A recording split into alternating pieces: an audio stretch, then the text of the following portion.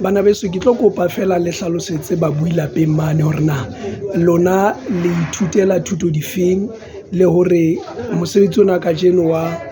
kgakolo ya buka ena o bapala karolo e kae kapa o tlo bapala karolo e kae ho lona.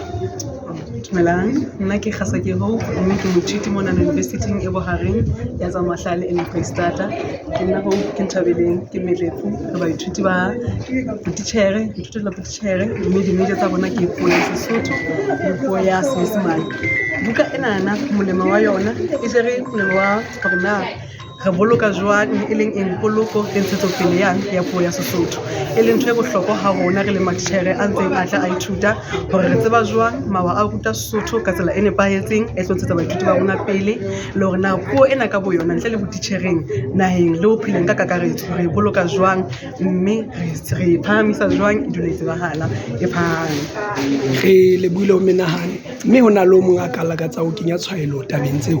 Okay, ya leboha nna ka lebitso ke Nthabeleng Rakgomo jwalo ka o se sa hlalositse ka nnete